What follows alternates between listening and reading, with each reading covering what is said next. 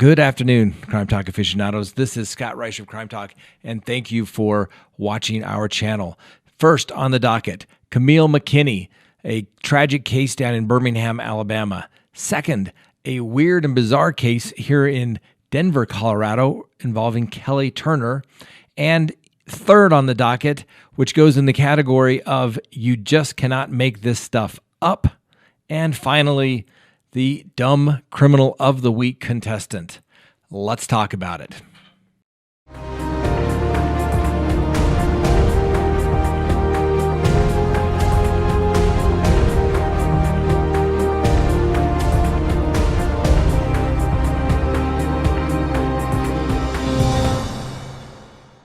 Good day, Crime Talk aficionados. This is Scott Reisch of Crime Talk. First, thank you for tuning in. If you like the channel, please subscribe. If you like the video, leave us a comment and hit that thumbs up. Now, been off for the first couple of days of the week, and man, has it seemed like a long week. Had a professional leave our office unexpectedly and with no notice, which created some issues, particularly when I had a trial starting on Monday morning. So if you haven't seen me personally, it's because I've been a little busy. And we went up to a trial just north of Denver here and had the results that exceeded the client's expectations. And that is the most important thing in business, is exceeding client expectations. So now we're back. Now let's talk about the case of Camille "Cupcake" McKinney. She's the missing 3-year-old girl in Birmingham, Alabama. And unfortunately, the police found her remains in a dumpster in a landfill. Two individuals, Patrick Stallworth and Derek Brown, have been taken into custody and were questioned last week, and both are denying any plausibility. But apparently there's some video evidence that suggests that they were in the area when Camille McKinney was basically kidnapped from a children's birthday party. Really? Now, Mr. Stallworth and Mr. Brown will be given the presumption of innocence, but we will be following this case as it progresses. The police believe that the two suspects, Patrick Stallworth and Derek Brown, 39 and 29 respectively, basically were acting upon something which prompted them to go forward and take the young Camille McKinney. It's a sad story. We're going to follow it. And, you know, what can you say? It's just sad. Why can't people just leave the children alone? So the next case actually comes from Denver, Colorado. And this is a weird one as well. Anyway, there's a mother. She's been charged with murder. Her name is Kelly Turner. Once again, it's just an allegation.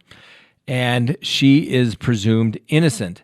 But she had a young daughter named Olivia Gant. Kelly Turner, who had recently moved to Colorado from Texas, had her 3-year-old daughter. And Ms. Turner told the doctors that she had a problem nursing and other complications feeding Olivia since she was born. Ms. Turner would go on, often telling the doctors that Olivia was constantly sick. She had surgery, she took medication, and she took medication for a condition she didn't have and later died. This underscores how much doctors rely on parents' word when they're trying to get a medical assessment. Since 2017, Turner has been presenting her daughter as a dying girl with a host of diseases and a bucket list of wishes, seeking donations to fulfill her dreams and catching a bad guy with the police and being a firefighter. At one point, the doctors determined that Olivia was only receiving about 30% of the nutrition that she actually needed. And the doctors tried to persuade Ms. Turner, but they simply described her as a high-maintenance mother trying to do anything besides actually feeding her daughter. Olivia ultimately went into hospice care and died in 2017. Originally, the cause of death was believed to be that of an intestinal failure, but an autopsy done later found no evidence of that conditions, and authorities have not said what killed her, but the indictment revealed this week that says the doctors went along with Turner's push to stop feeding her daughter. Now, after Olivia's death, Turner brought in an older daughter to the hospital with alleging some sort of bone pain. The doctors became suspicious.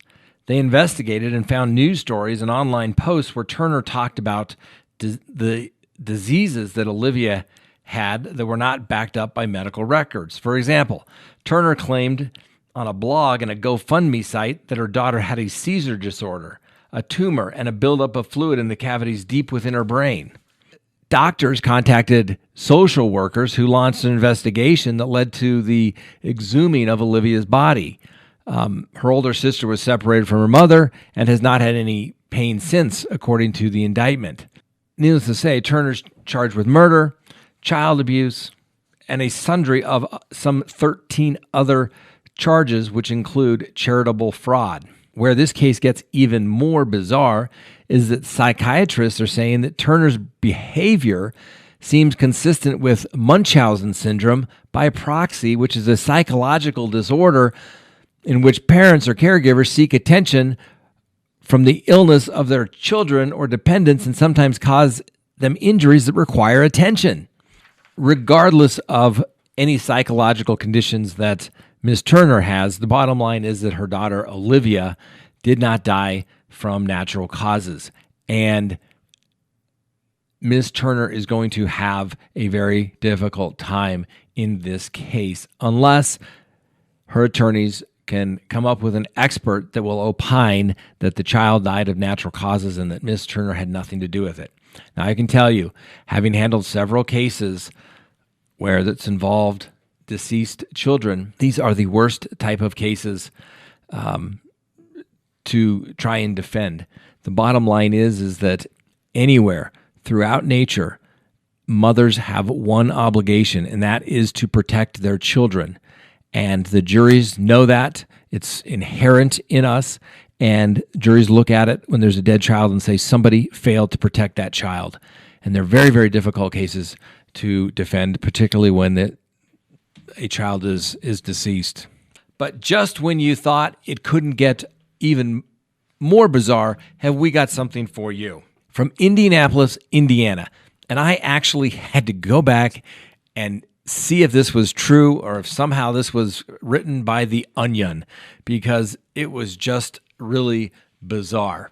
An Indiana couple says that their little girl, Natalia, that they adopted from all places, the Ukraine, is actually an adult with dwarfism and tried to hurt and kill them on multiple occasions. Who could possibly make that up? So Michael and Christine, who's now Michael's ex-wife, have been told by doctors that their little Natalia is a sociopath.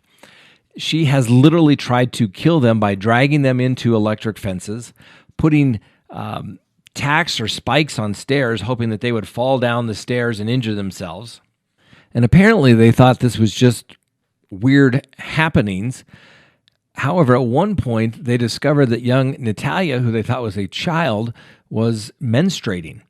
The doctors did some testing and determined that this child is actually, or estimated to be, 22 years old when they thought that she was only 8 years old. No one seems to be able to find a birth certificate from the Ukraine, and she could be anywhere between 16 and 30 years of age. And the court has gone so far as to actually change her date of birth on the birth certificate. You can't make that stuff up. And I know some people think, and you hear about stories thinking, oh, that's impossible. That could never happen. Just about anything is possible. And if it's involving criminal behavior, you have to almost assume it's possible, because I have had cases where people have told me stories, and I'm like, that's not possible. And then it turns out that's exactly what happened. So you just can't be dismissive of everything. You got to look into it. You have to investigate it. And that's why on this channel, we look at the facts. The most unbiased, fact-driven channel on YouTube when it comes to the crime talk genre. We appreciate everything that you do by watching the channel, and we hope that you will continue to not only subscribe, but hit that little bell and receive notifications. Now, for the Dumb Criminal of the Week contestant. Kyle, don't we have an introductory theme song for the Dumb Criminal of the Week contestant?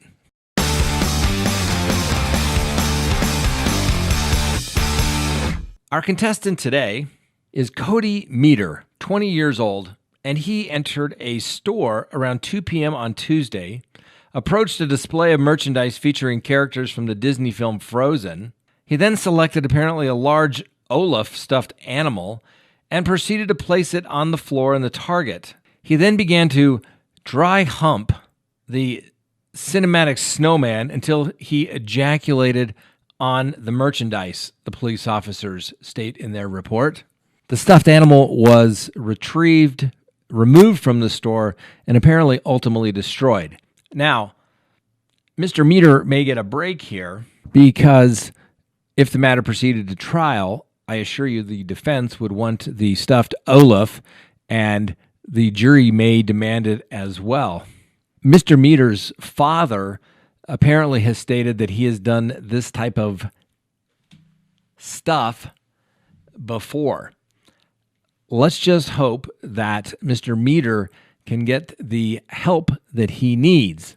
And why can't people just leave the stuffed animals alone?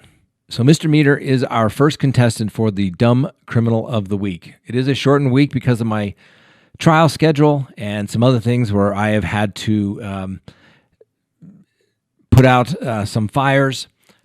So I apologize for not being here, but sometimes, although I assure you this is much more fun most days, sometimes we can't have fun all the time. So thank you for watching Crime Talk. Have a great day, and we will see you tomorrow.